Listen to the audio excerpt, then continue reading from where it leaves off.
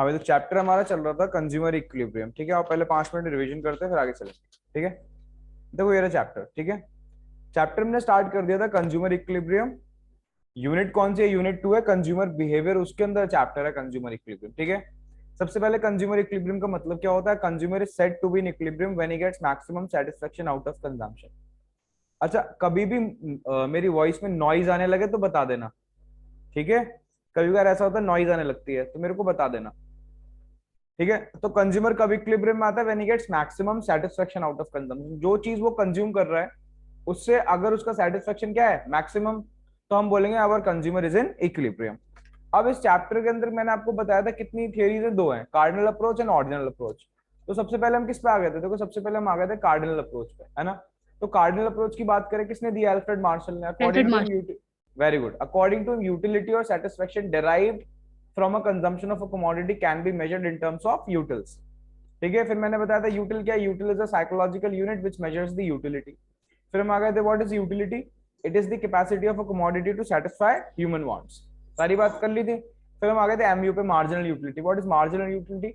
It is the addition made to the total utility due to consumption of an additional unit of a commodity, that is TU is equals to MU is equals to delta delta TU T upon. By delta C. Very good. उसके बाद हम किस पे आ गए थे? Total utility पे। Total utility क्या है? It is the sum of all the marginal utilities gained from the consumption of different units of a commodity, that is TU is equals to sigma MU या summation MU, ठीक है। फिर मैंने क्या कराया था कि स्केड्यूल बनवाया था। उसके बाद मैंने क्या कराया था? मैंने रिलेशनशिप बताई थी, explain the relationship between TU and MU. TU और एमयू के बीच के मैं रिलेशनशिप को क्या करना था? एक्सप्लेन। फिर मैंने उसको कैसे एक्सप्लेन कराया था? लिखवाया था, शेड्यूल बनाया था और यहाँ पे हमने उसका ग्राफ बनाया था, डायग्राम, ठीक है। तो अगर बात करी जाए रिलेशनशिप में, देखो when TU increases MU decreases, when TU is maximum MU is zero, this point is known as saturation point, ध्यान है। When TU decreases MU becomes negative, ये हमने यहाँ पे स्केड्यूल बनाया था, उसका डायग्राम भी बनाया था। देखो when TU increases MU decreases, when TU is maximum MU is zero, when TU decreases MU becomes negative, ये सारी बातें कर ली थी। फिर हम किस पे आ गए थे? हम आ गए थे लॉ ऑफ डीएमयू पे। क्वेश्चन लिखवाया था explain the law of diminishing marginal utility. According to this law, मैंने आपको बताया था when a consumer consumes a commodity continuously then a stage must come when additional satisfaction goes. Goes down. हाँ, in other words when a consumer consumes a commodity या as we go on consuming an additional unit of a commodity, the utility gained from the consumption of every additional unit decreases, ठीक है। उसको मैंने आपको समझा भी दिया था। फिर इसकी कुछ अजम्पशन लिखवाई थी, 3 अजम्पशंस लिखवाई थी, बस यहीं तक कराया था मैंने, है ना। अजम्पशंस क्या थी? कि सिर्फ एक सिंगल कमोडिटी या सिंगल गुड हम क्या करेंगे? कंज्यूम करेंगे। Only one commodity will be consume, तभी अप्लाई होगा ये लॉ। उसके बाद कंजम्पशन कैसा होना चाहिए? कॉन्टिन्यूस होना चाहिए। और थर्ड, हमेशा हमें क्या करना है? स्टैंडर्ड यूनिट्स स्टैंडर्ड को, यूनिट लेने। वेरी गुड, स्टैंडर्ड यूनिट्स को कंज्यूम करना है, ठीक है। स्टैंडर्ड यूनिट्स के अंदर एग्जांपल लिख लो।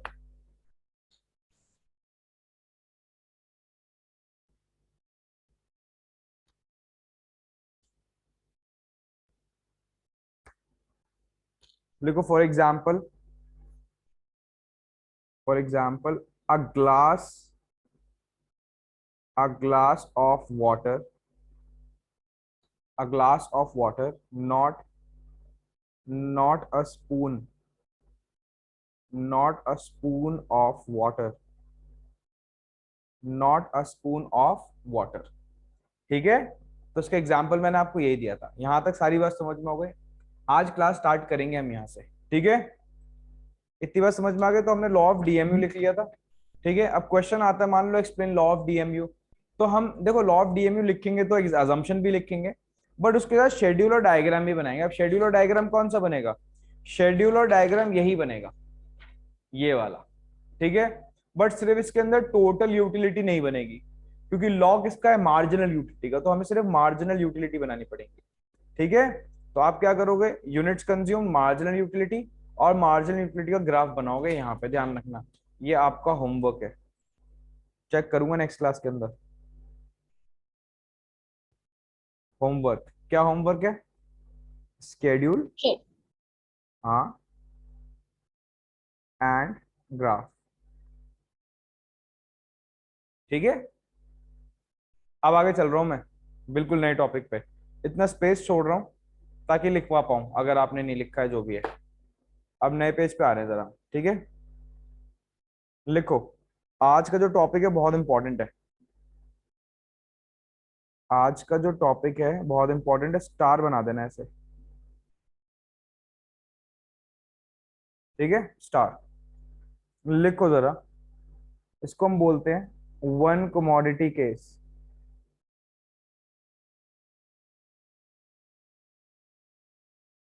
वन कमोडिटी केस, जिसको हम और क्या बोल सकते हैं, लिखो जरा। ऐसे हम इसको सिंगल कमोडिटी भी बोल सकते हैं, ठीक है। सिंगल, दिख रहा है, सिंगल कमोडिटी केस। ध्यान रखना इस बात को, चाहे वन कमोडिटी बोलो चाहे सिंगल कमोडिटी। आओ जरा थोड़ा लिखते हैं, बुलेट पॉइंट बनाओ। लिखो, a consumer, a consumer is said to be in equilibrium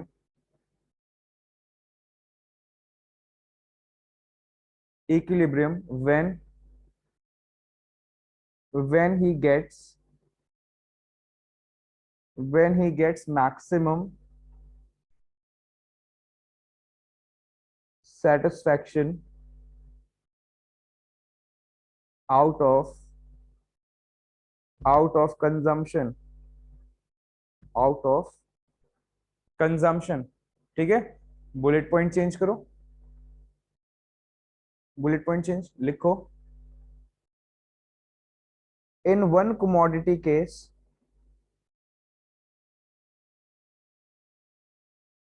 in one commodity case a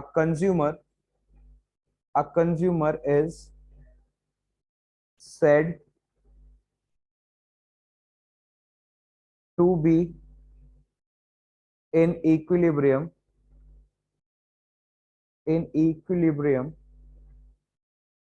when in one commodity case a consumer is said to be in equilibrium when marginal utility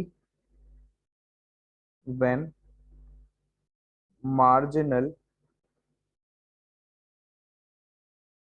utility gained gained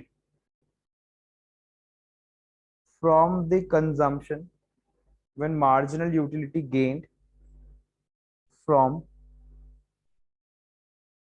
the consumption of commodity x, लिख लो, commodity का नाम दे रहे हैं x, consumption of commodity x expressed, लिखना, वो से काटो, लिखो expressed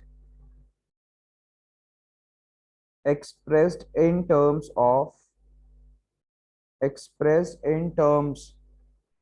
of money is equals to the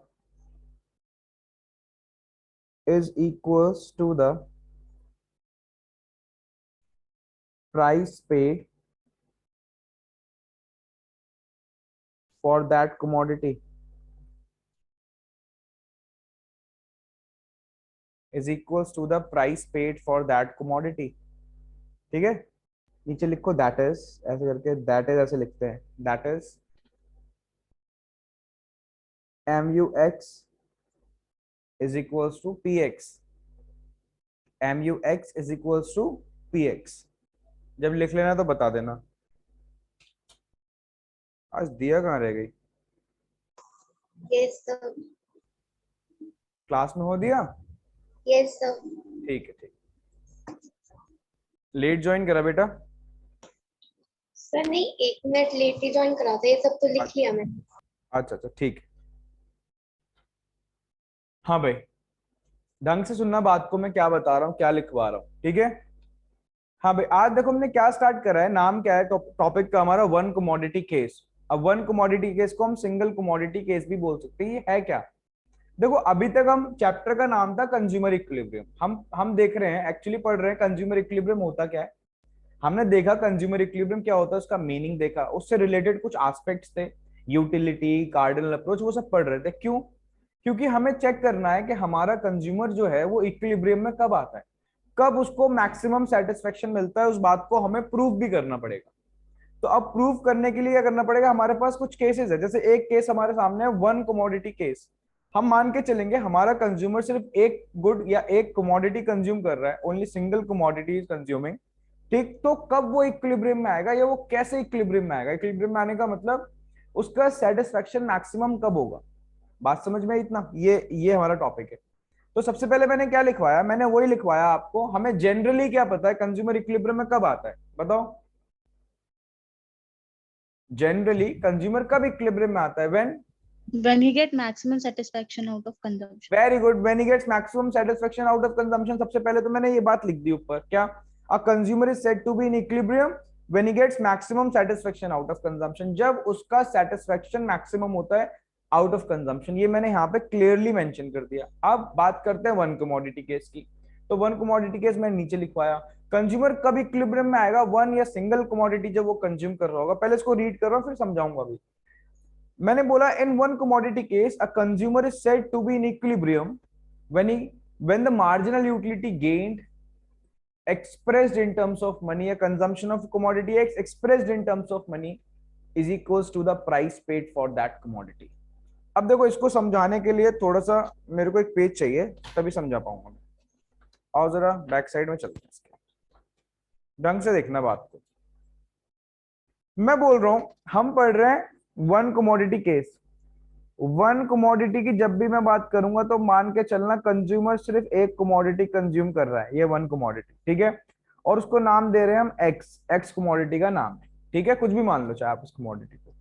तो मैंने बोला कंज्यूमर कब इक्विलिब्रियम में आएगा, consumer will be in equilibrium when marginal utility, पता है हमें मार्जिनल यूटिलिटी क्या होती है, हम पढ़ के आ गए हैं। when marginal utility gained from the consumption of commodity X expressed in terms of money is equals to the price paid for that commodity। अब आप सोच रहे हो कि सर इस बात का मतलब क्या है, आओ जरा मतलब समझते हैं कि एग्जांपल लेके, ठीक है। अब एग्जांपल देखो यहाँ पे ले रहा हूं, मैं लिख रहा हूं एग्जांपल, ठीक है। मैं बोल रहा हूं सपोजिटली, एक सेकंड रुकना, एक कॉल आ रही है यार।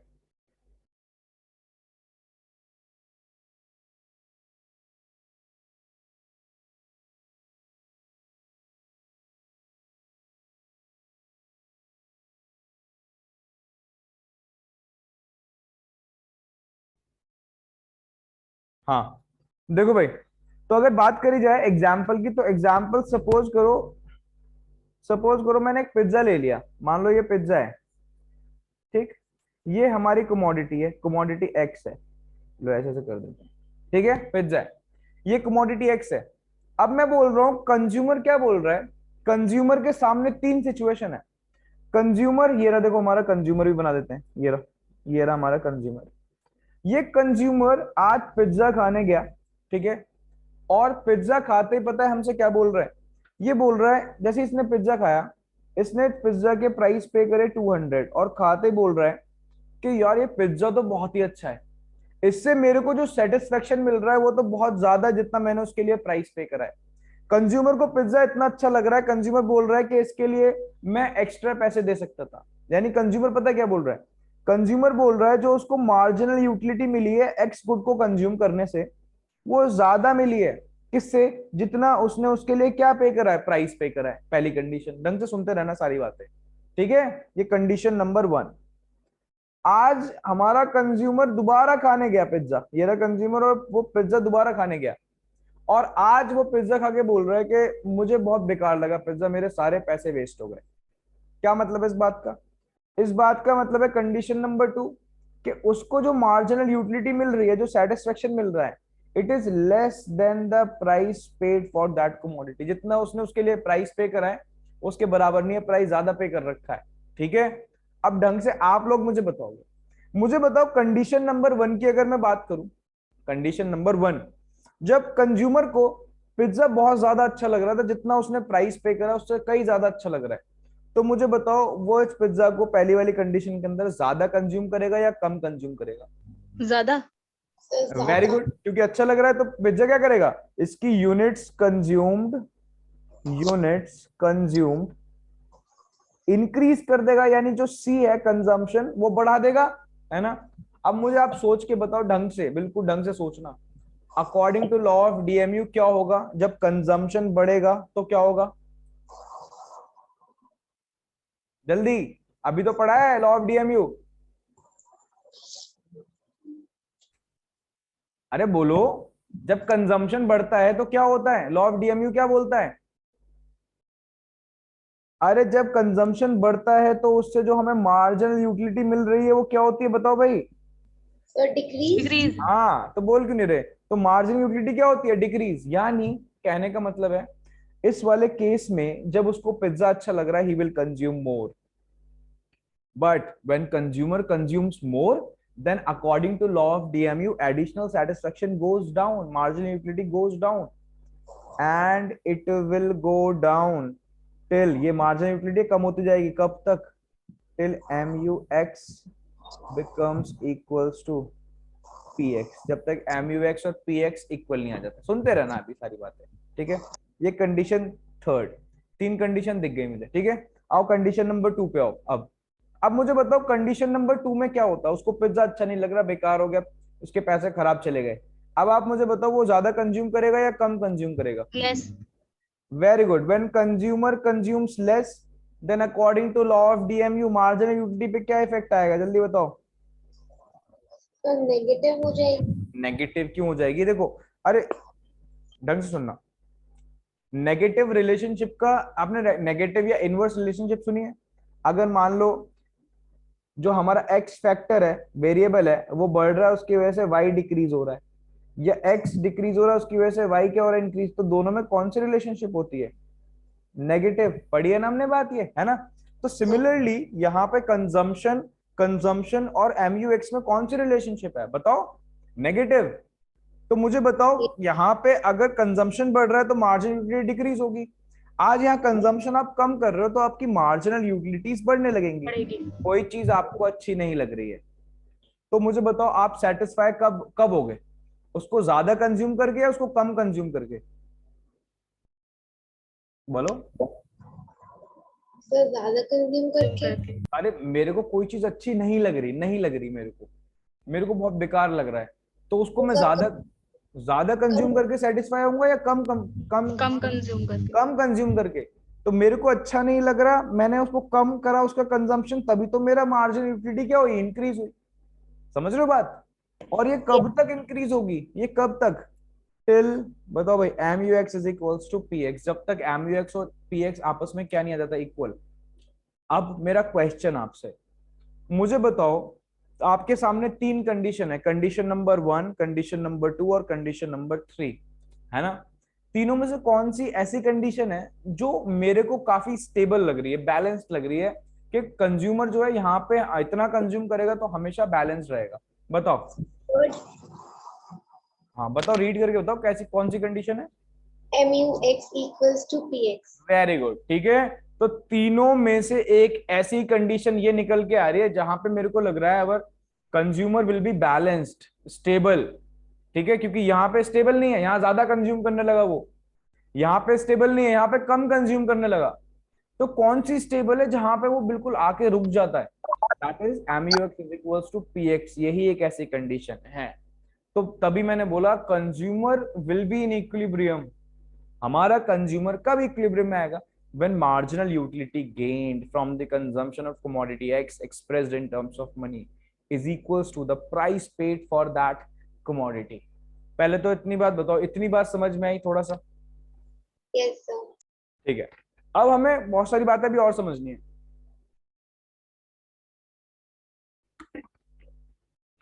अब और क्या बातें समझनी है, ढंग से सुनना। आओ पहले मेरे साथ स्केड्यूल बनाओ, थोड़ा सा स्केड्यूल और डायग्राम बनाते हैं, साथ साथ में समझेंगे।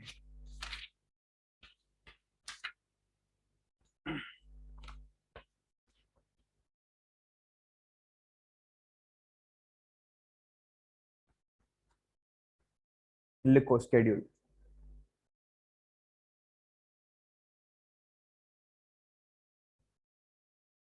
बताओ, आप लोगों को पता है स्केड्यूल? पहले क्या लिखूं?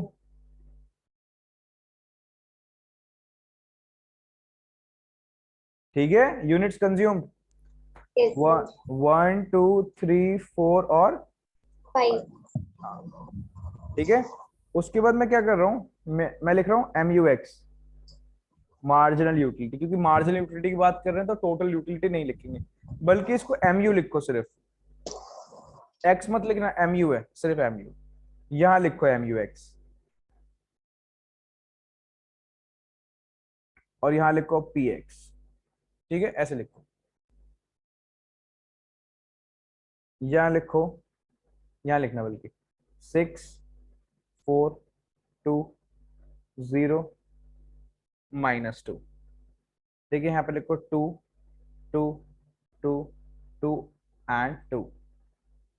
यहाँ लिखो 12 8 4 0 -4। ठीक है, अब मेरे को स्केड्यूल चेक करके सिर्फ बताना, कहीं आपको ऐसा दिख रहा है कोई ऐसा पॉइंट जहां पे एम यू एक्स और पी एक्स आपस में इक्वल आ रहे हैं? Sir, third point. Very good. तो कितनी यूनिट्स कंज्यूम्ड? ये वाला। ठीक है, यहाँ पे 2 इज इक्वल 2 आ रहा है, तो ये ऐसा पॉइंट है जहां पे M U X is equal to क्या आ रहा है, पी एक्स आ रहा है। तो हमारा कंज्यूमर कहाँ पे इक्विलिब्रियम में आएगा? When he will consume 3 units of that pizza. ठीक है, क्यों, ऐसा क्यों? बिकॉज यहाँ पे एम यू एक्स और पी एक्स दोनों आपस में क्या आ रहे हैं, इक्वल। बट मेरा क्वेश्चन आपसे, बहुत इंपॉर्टेंट क्वेश्चन पूछूंगा, ठीक है ना? मैं कह रहा हूँ, पीछे चलते दोबारा से, इसको लिख लिया ना सबने?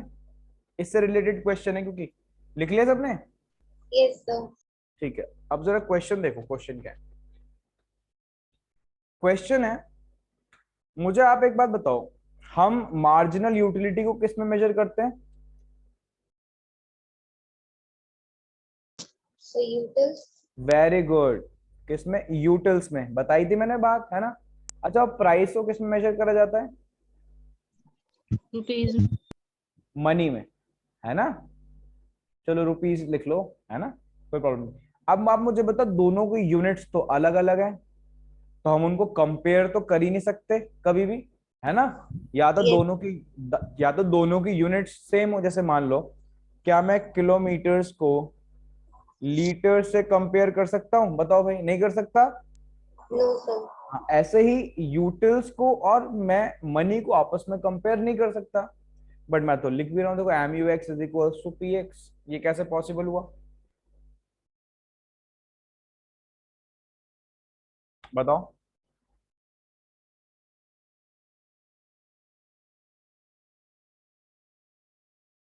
कुछ तो बोलो।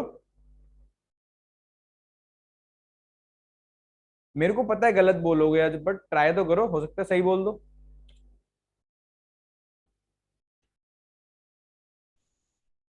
चलो बता रहा हूं, सुनो। मैंने क्या करा, मैंने इस एम यू एक्स को, है ना, जो यूटिल्स में एक्सप्रेस्ड होता है उसको मैंने मनी में एक्सप्रेस कर दिया। एक्सप्रेस करने का मतलब कन्वर्ट कर दिया। मैंने इन मार्जिनल यूटिलिटी को किसमें एक्सप्रेस कर दिया, मनी में कन्वर्ट कर दिया। तब मैंने इसको क्या करा है, कंपेयर करा है। अब ये मैंने कैसे किया और कहाँ करा आपको पता नहीं चला, बट मैंने कर दिया, अब वही समझानी है मेरे को बात। ठीक है, आओ जरा ढंग से देखो। पहले ये बात मैंने ऊपर भी लिखवा दी थी, देखो कहाँ लिखवाई है। मैंने लिखवाया marginal utility gained from the consumption of commodity x, जिसको हमने एक्सप्रेस करा है इन टर्म्स ऑफ मनी। देखो जल्दी देखो, लिखा है ना मैंने यहाँ पे, बताओ क्या लिखा Yes. है? Expressed in terms of money लिखा है क्लियरली मैंने। ठीक है, वो मार्जिनल यूटिलिटी जो हमें कमोडिटी एक्स के कंजम्पशन से मिल रही है और उसको हमने किस में एक्सप्रेस कर दिया, इन टर्म्स ऑफ मनी में, वो इक्वल है, is equal to the price paid for that commodity. समझे? तभी मैंने यहाँ पे M U X is equal to P X लिखा है। ये दोनों मनी में एक्सप्रेस्ड है, दोनों के दोनों मनी में। पहली बात तो, अब दूसरी बात समझो इसमें। तो मैंने करा कैसे, ये कैसे कन्वर्ट करा? जनरली ये वो वाली देखो, दो दो मार्जिनल यूटिलिटी दिख रही है, एक सिर्फ एम यू है, एक एम यू एक्स है। ठीक है, तो ये जो एम यू है ना, ये है मार्जिनल यूटिलिटी जो किसमें एक्सप्रेस्ड है, यूटिल्स में। ठीक है, और एम यू एक्स जो है वो कौन सी मार्जिनल यूटिलिटी है जो किसमें एक्सप्रेस्ड है, मनी में, ये बात ध्यान रखना, ठीक है। अब मैंने करा कैसे, जनरली एम यू एक्स को कैसे निकाला जाता है, एम यू एक्स देखो यहाँ पे लिख रहा हूं, M U X is calculated X M U upon P X. अगर मैं मार्जिनल यूटिलिटी को, दिख रहा है देखो, अगर मैं मार्जिनल यूटिलिटी को किससे डिवाइड कर देता हूं, मैं उसको डिवाइड कर देता हूं प्राइजेस से, ठीक है, तो एम यू एक्स निकल के आ जाती है। और ये एम यू एक्स वो मार्जिनल यूटिलिटी है जो एक्सप्रेस्ड है इन टर्म्स ऑफ मनी। तो 12 को मैंने देखो किससे डिवाइड करा, 2 से, तो कितना आ गया 6। 8 को मैंने किससे डिवाइड करा, 2 से, यहाँ पे कितना आ गया 4। 4 को मैंने 2 से डिवाइड करा 2, 0 को 2 से डिवाइड करोगे 0 रहेगा, -2 को 2 से, तो यहाँ पे सॉरी -4 को 2 से डिवाइड करोगे तो -2 आ जाएगा। तो अब ये जो यूटिलिटी निकल के आई ये वाली, it is expressed in terms of money, ये मनी में एक्सप्रेस्ड है। तो अब मैं इसको कंपेयर कर रहा हूँ किससे, देखो मैं इसको कंपेयर कर रहा हूँ प्राइस से, और जहां पे दोनों इक्वल आ रहे हैं वहां पे हमारा कंज्यूमर किस में आ गया, इक्विलिब्रियम में। अब बताओ, अब समझ में आया, हाँ या ना? Yes, sir. ठीक है, बाकी दोनों को, अभिनव, हाँ जी फिर आ गया। अभिनव समझ में आ रहे हैं? एक तो इसका माइक ऑन नहीं है, चलो ठीक है, कोई प्रॉब्लम नहीं, इतनी बात समझ में आ गई। चलो अब आगे चलते हैं, थोड़ी सी बात डायग्राम के रिलेटेड भी कर ले, आओ जरा।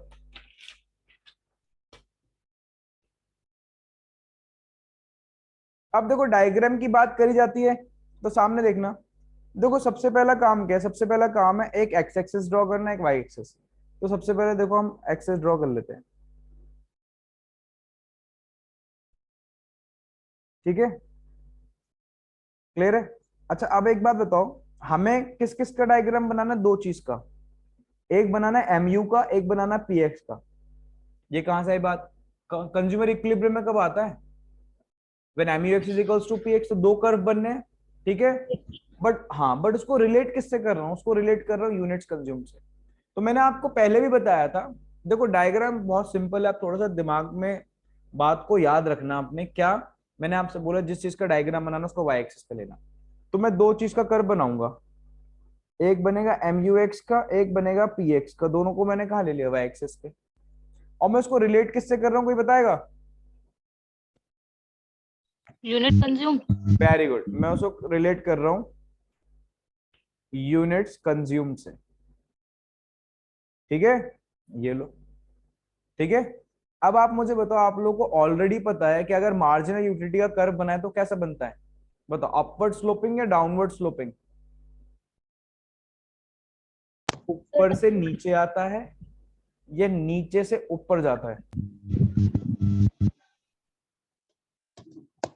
अरे यार, So downwards. लो इधर देखो, चेक करके बताओ, मार्जिनल यूटिलिटी का कर्व ये ऊपर से नीचे जा रहा है या नीचे से ऊपर जा रहा है, मार्जिनल यूटिलिटी सिर्फ, अरे बोलो। से ऊपर। डाउनवर्ड स्लोपिंग, क्या है ये, डाउनवर्ड स्लोपिंग, ऊपर से कहाँ आता है, नीचे। देखो तो हमें प्लॉट करने की जरूरत नहीं है, अब मैं फ्री हैंड डायग्राम बनाऊंगा, तो क्या करना है मेरे को, मैं इसको देखो ऐसे ड्रॉ करूंगा, इसको ऐसे, ठीक है, ये लो ऐसे। ये क्या है, ये है हमारा एम यू एक्स, पीछे बना के आए थे, मार्जिन यूटिलिटी कर्व कैसे बनता है, डाउनवर्ड स्लोपिंग, है ना, पता है हमें, बना दिया। प्राइस क्या है, प्राइस है कांस्टेंट, चाहे एक पिज्जा खाओ, चाहे एक पिज्जा खाओ, ठीक है, तो प्राइस यही रहेगा, चाहे दो ऑर्डर करो तो भी प्राइस सेम ही रहेगा, प्राइस तो प्रोडक्ट का थोड़ी चेंज होगा। तो प्राइस क्या है, प्राइस हमारा कांस्टेंट है, प्राइस चेंज नहीं होता, ठीक है। तो देखो यहाँ पे मैंने क्या करा, प्राइस को कांस्टेंट रखा ऐसे, ठीक है, प्राइस चेंज नहीं हो रहा। ये है पी एक्स, ठीक है, और ये एम यू एक्स। अब देखो दोनों कर्व एक दूसरे को कहीं पर कट कर रहे हैं, तो आंसर इज यस। कहां पे कट कर रहे हैं, इस पॉइंट पे, और जहां वो कट कर रहे हैं वहां पे M U X is equals to क्या है, पी एक्स। तो इस पॉइंट को क्या नाम दें, कोई बता सकता है? इस पॉइंट को नाम दूंगा मैं ई, वाई ई, So वाई ई, क्योंकि ई फॉर इक्विलिब्रियम, ठीक है। अब इसको नीचे में प्लॉट करके ला रहा हूं, देखो तो यहाँ पे जनरली क्या आएगा, यहाँ पे आएगा 3, वाई 3, कंज्यूमर कब इक्विलिब्रियम में आएगा, when he will consume 3 units of good X, ठीक है, Y 3, because when he will consume 3 units then MUX is equals to PX, तो MUX और PX दोनों आपस में क्या होंगे, इक्वल हो जाएंगे, ठीक है। चलो डायग्राम बना लो जल्दी से,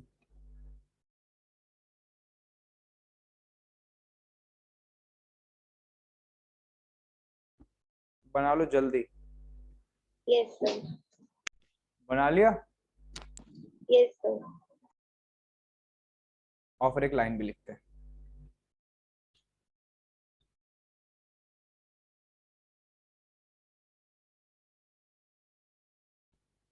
लिखो,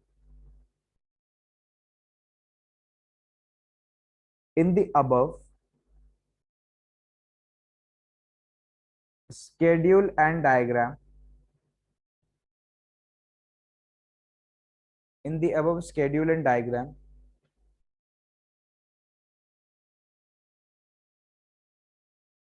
a consumer will be in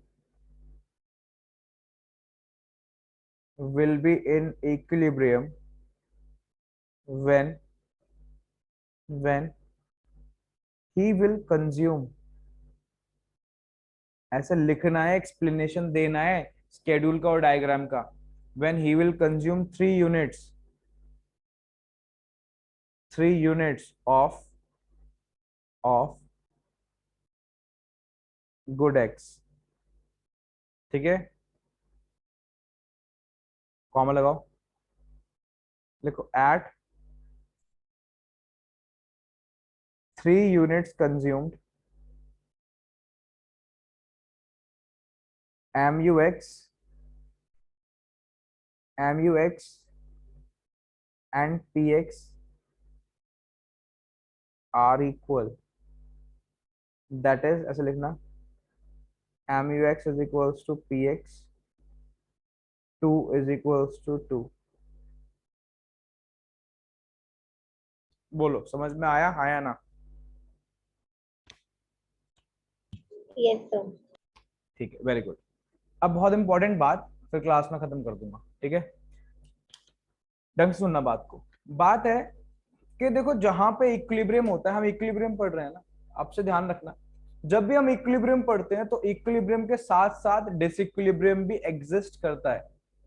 अब मैं क्या बोल रहा हूँ, डिसइक्विलिब्रियम क्या है, ठीक है, देखो इक्विलिब्रियम है तो साथ में डिसइक्विलिब्रियम भी है, दैट मींस मान लो, चलो रियल एग्जांपल लेते, जैसे हमारी कभी कभार ऐसा होता है, हम ठीक रहते हैं जनरली, एकदम से तबीयत खराब हो जाती है हमारी, है ना, कभी फीवर आ गया, कोल्ड हो गया, कुछ हो गया, तो दैट इज डिसइक्विलिब्रियम, बट वो थोड़े टाइम के लिए आता है, फिर चला जाता है, फिर हमारी तबीयत ठीक हो जाती है, फिर इक्विलिब्रियम आ जाता है। तो तबीयत जब हमारी ठीक होती है वो इक्विलिब्रियम, जब खराब होती है वो डिसइक्विलिब्रियम। सिमिलरली नेचर के साथ ले लो, जनरली मौसम ठीक है, सारी चीज सही चल रही है, इक्विलिब्रियम है, एकदम से तूफान आ जाता है, आंधी आ गई, बारिश होने लगी, डिसइक्विलिब्रियम, बट वो मोमेंट्री होता है, थोड़े टाइम के लिए आता है, फिर चला जाता है, फिर से इक्विलिब्रियम अचीव हो जाता है। सिमिलरली इकोनॉमिक्स के अंदर भी, ठीक है, देखो यहाँ पे जो हम पढ़ रहे हैं, इक्विलिब्रियम जो है कंज्यूमर का, ठीक है, जनरली ज्यादातर इक्विलिब्रियम ही रहता है, बट कभी कभार बीच में डिसइक्विलिब्रियम आता है, मोमेंट्री होता है, बट वो चला जाता है, फिर से कंज्यूमर इक्विलिब्रियम में आ जाता है। तो पढ़ना है हमें, इक्विलिब्रियम तो पढ़ ही रहे हैं, साथ साथ हमें डिसइक्विलिब्रियम भी पढ़ना पड़ेगा। इक्विलिब्रियम के आसपास ही आपको डिसइक्विलिब्रियम भी देखने को मिल सकता है, अगर आप ठीक से देखो। कोई मेरे को बताएगा, दिख रहा है किसी को? मेरे को तो दिख रहा है, लो मेरे को तो दिख रहा है डिसइक्विलिब्रियम, देखो यहां से लेके यहां तक और यहां से लेके यहां तक मेरे को तो दिख रहा है। कैसे? इस वाले एरिया के अंदर देखें तो MUX ज्यादा है किससे, PX से, और यहाँ पे क्या है, यहाँ पे कम है। तो पहले वाला केस क्या है, MUX ग्रेटर देन PX, और दूसरा वाला डिसइक्विलिब्रियम केस क्या है, MUX is less than PX। तो यानी जो मैंने आपको केसेस बताए थे पीछे, जो मैंने आपको पीछे केसेस बताए थे ये वाले, ठीक है, केस नंबर 1 और केस नंबर 2, ठीक है, ये क्या है, ये डिसइक्विलिब्रियम कंडीशंस हैं, तो हमें ये भी पढ़नी पड़ेंगे, इंपॉर्टेंट हैं। इक्विलिब्रियम पढ़ेंगे तो साथ साथ में डिसइक्विलिब्रियम भी पढ़ना पड़ेगा, बोथ आर वेरी इंपॉर्टेंट, ठीक है। और यही चीज हम कहाँ देख सकते हैं, यही चीज हम डायग्राम में भी देख सकते हैं। देखो यहाँ पे तो हमने देख लिया, स्केड्यूल के अंदर मैंने बता दिया, देखो दिख रहा है हमें क्लियरली। और यही चीज यहाँ पे अगर डायग्राम के अंदर हम देखें, देखना जरा डायग्राम के अंदर भी तो दिख रहा है। कैसे, ये वाला जो पोर्शन है ऊपर वाला, यहाँ ये दिख रहा है, ये जो मैं शेड कर रहा हूँ, देखो इसके अंदर MUX का कर्व ऊपर है, PX का कर्व नीचे है। तो यहाँ पे क्या हो रहा है, यहाँ पे MUX is greater than PX, और इस नीचे वाले रीजन के अंदर दिख रहा है ये वाला रीजन आपको, ये वाला, यहाँ पे क्या हो रहा है, यहाँ पे MUX is less than PX। समझ रहे हो बात को? ठीक है, तो हम ये भी पढ़ेंगे, साथ में पढ़ेंगे, ठीक है। चलो आज के लिए यहीं तक रख रहा हूं मैं क्लास को, ठीक है। एक छोटा सा होमवर्क दिया है, होमवर्क बताओ क्या दिया है, शेड्यूल बनाना है और डायग्राम बनाना है। किसका डायग्राम बनाना है और किसका, लॉ ऑफ DMU का। लॉ ऑफ DMU के अंदर शेड्यूल बनेगा यूनिट्स कंज्यूम्ड और मार्जिनल यूटिलिटी। ग्राफ में सिर्फ मार्जिनल यूटिलिटी का कर्व बनेगा और कुछ नहीं बनेगा, ठीक है। कल भी क्लास सेम टाइम है, चलो बाय।